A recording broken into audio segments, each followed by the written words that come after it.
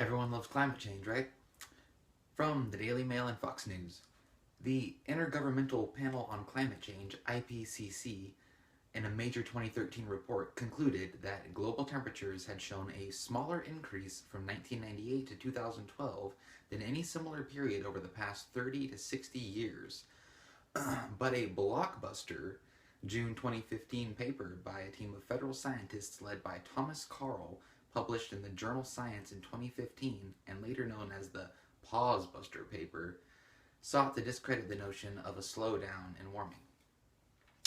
Quote, "Our new analysis suggests that the apparent hiatus may have been largely the result of limitations in past data sets and that the rate of warming over the past 15 years of this century has, in fact, been as fast or faster than that seen over the last half of the 20th century.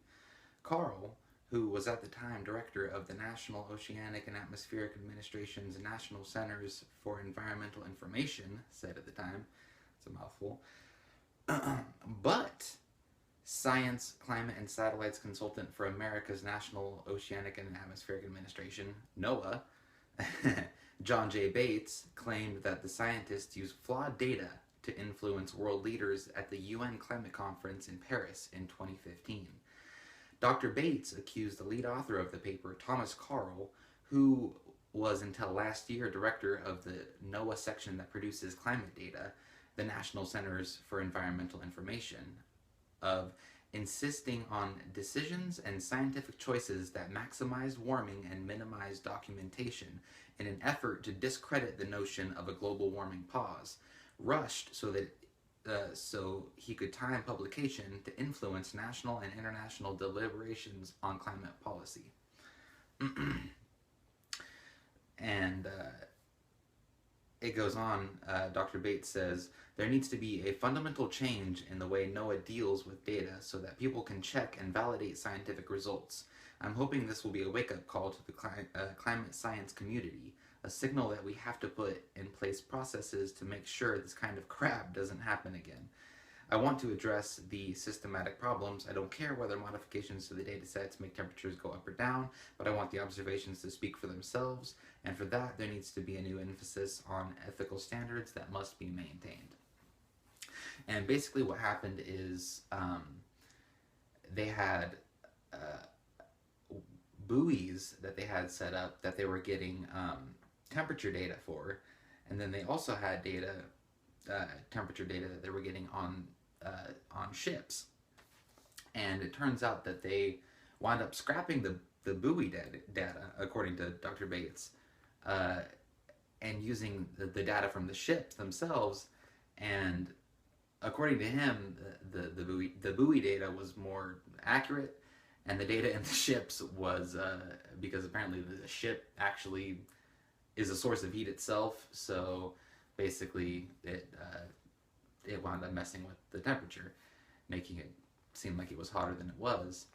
And they rushed this data out. They pushed for this information because they wanted it to appear a certain way, and this guy just basically blew the whistle on the whole thing. And in 2008 there was emails that were leaked that were talking about people in the top levels of the climate change circle that were trying to basically do this sort of thing as well. So this has been something that's been going on for a while. Obama's Clean Power Act, he really wanted to get that through, and this definitely helped to push that through. You got Al Gore. I mean, what more needs to be said about that guy? I mean, the whole global warming thing is basically just a giant scam for carbon taxes, which brings me to the next article I have here from Bloomberg Politics. Prominent Republicans pitch carbon tax plan to top Trump aides. A group of prominent Republicans and business leaders pitched a tax on carbon dioxide to top White House aides Wednesday, selling the plan as an economic win that could drive job growth and yield environmental dividends too. Former Secretary of State James Baker and other members of the, quote, new Climate Leadership Council pressed the case in a 45-minute meeting in the Roosevelt Room that included President Donald Trump's top economic advisor Gary Cohn, Chief of Staff Reince Priebus, and senior aides Kellyanne Conway. The signs, quote, the signs are very encouraging, Ted Halstead, who founded the council, said after the meeting. 2 weeks into this new administration, we have positioned our solution as the most promising climate solution if they want to go there. I don't think they want to go there. Quote, we know we have an uphill slog to get Republicans interested in this, Baker said before the White House meeting, but, quote, a conservative, free market approach is a very Republican way of approaching the problem. I don't think taxing people is very free market or conservative.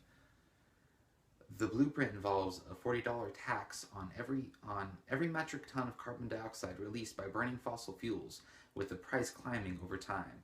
To avoid an undue burden on the poor from the higher energy bills that would result, the projected $200 billion to $300 billion in annual revenue would be redistributed to households in the form of quarterly checks from the Social Security Administration.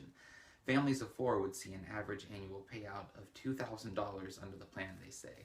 So this is not even going to help the environment. It's just you're just redistributing wealth, just giving people free money. I don't even get it. The Republican-led House last June approved a non-binding resolution condemning the idea of a carbon tax as detrimental to American families and businesses. The measure, which passed 237 to 163, was designed to lock in the lawmakers' positions, making it harder for those who lodged a vote opposing the tax to support one later on. And I mean, a carbon tax, in my view, is just completely ridiculous. I mean, I really don't think that man-made global warming is really a threat at all. I mean, and the fact, that they're trying to tax something like that, I mean, that's trouble. You got to watch out for that. In other news, the UC Berkeley Riots were a thing, and Milo Yiannopoulos, I think, something like that, it's kind of hard to pronounce his last name, is on the Dangerous Faggot Tour.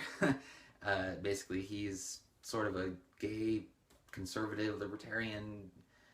He's the tech editor at Breitbart, I think, and he's going on this tour from college campus to college campus, and just saying whatever he says. I mean, they kind of call him like an alt-right guy or whatever. I don't know. Every time I've heard him, he sounds pretty much like he's making sense to me. But anyways, he's become a really controversial figure, and there was a bunch of rioters, basically, but protesters at UC Berkeley.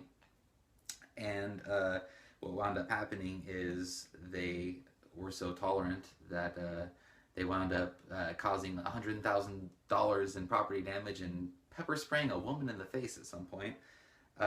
Milo himself was interviewed on Fox, and he had to get evacuated, saying, quote, people in black clothes and masks who were, quote, clearly carrying concealed shields and weapons began throwing rocks at the building which he was preparing for his event, forcing him to be evacuated. Quote, free speech is under serious threat on American college campuses from the progressive left, from the social justice left. Violent left-wing protesters stormed the building and forced me to be evacuated by police by my security detail. From The Guardian, there's an article here about some of the protesters.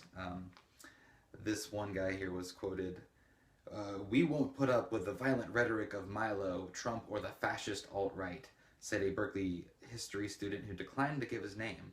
The student, who was dressed in black and wore a face mask, carried a banner that read, Queers Bash Back. He said he identified with the Antifa, anti-fascist movement. That's lovely. That's lovely. Let's be against fascism by beating people up that we disagree with. And blocking them from hearing opposing points of view. It's not fascism at all. We are willing to resist by any means necessary. That's right, you get them. Lena Wachowski, a protester who gave a name that is also the name of a writer and director of The Matrix. This person is definitely not red-pilled. Defended using extreme tactics to deny Yiannopoulos, whatever, a platform. Quote, the moral imperative is to win, she said. There's something to be said for fighting according to a code, but if you lose, people are going to die. People are going to get deported. Well, deported, yeah, I agree with that one. That's the plan. Quote, it's absolutely acceptable to use violence. They are 100% certain to use it against us. Let's win.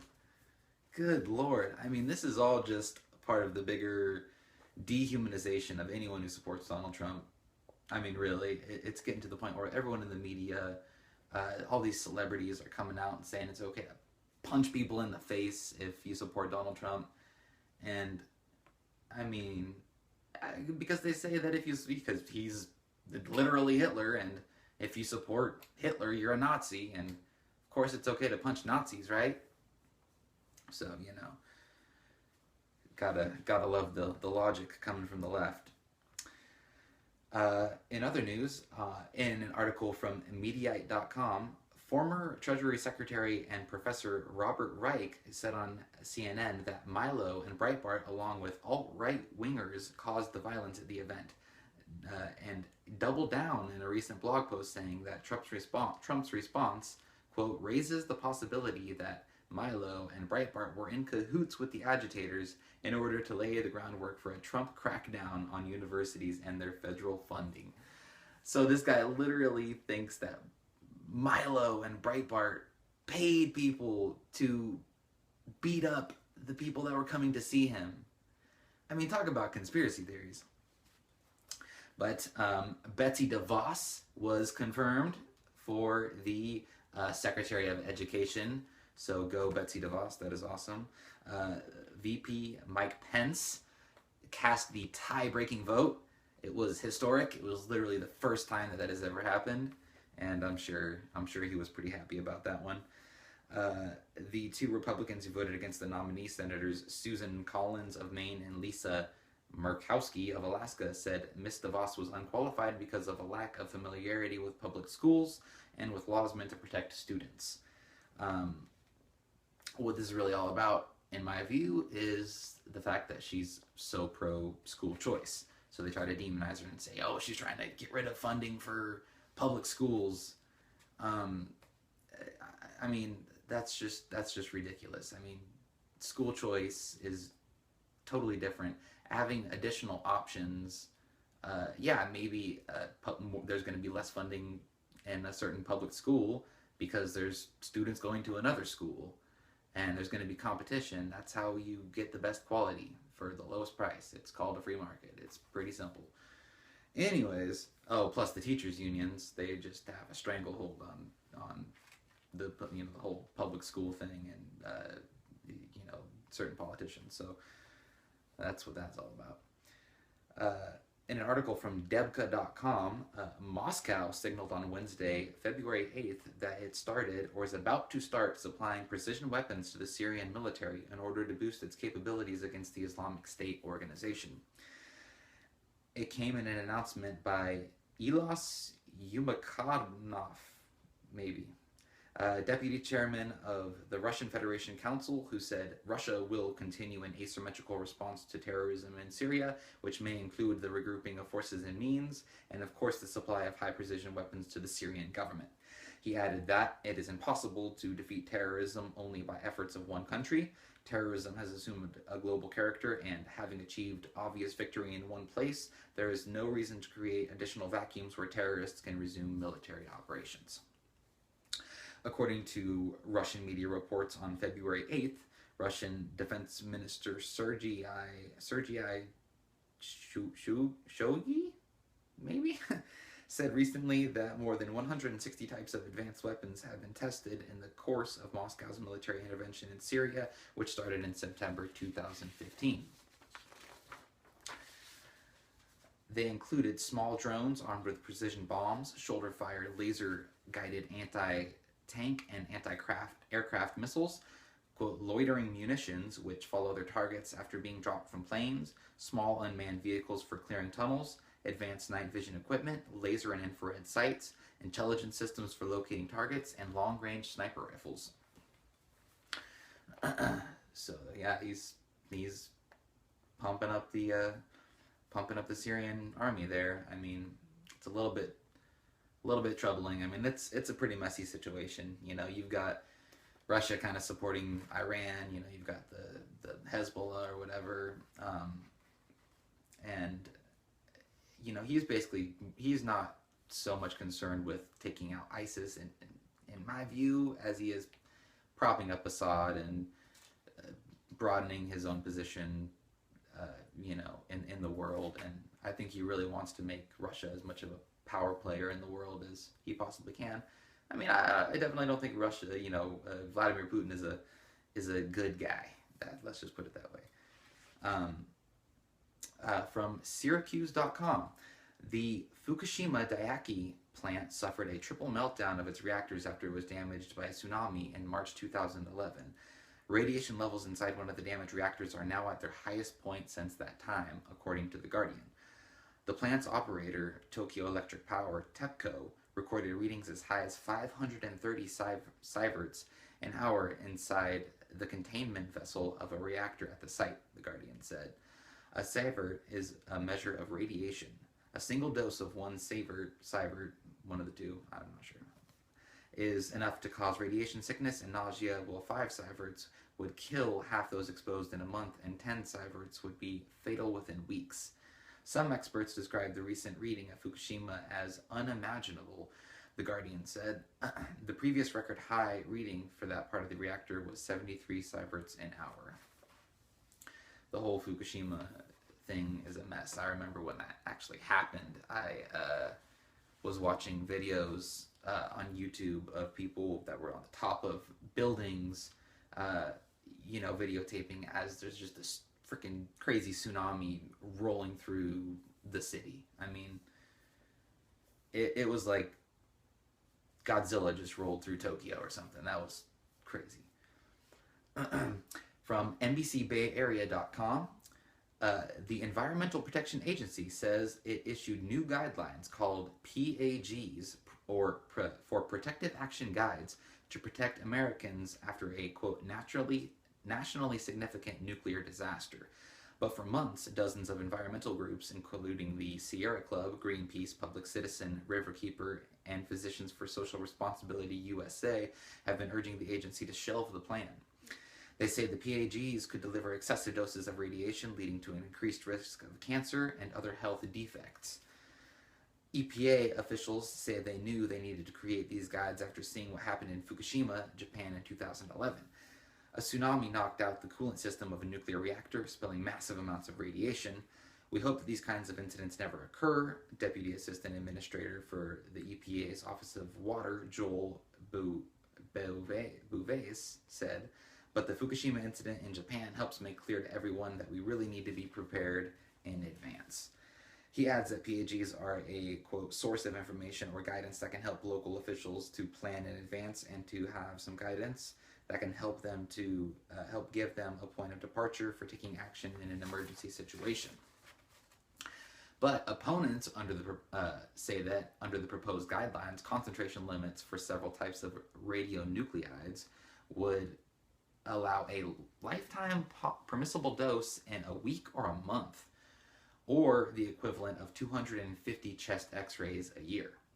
According to Public Employees for Environmental Responsibility, a watchdog group that represents government employees. So yeah, kind of a little bit sketchy. I mean, not something that I would trust.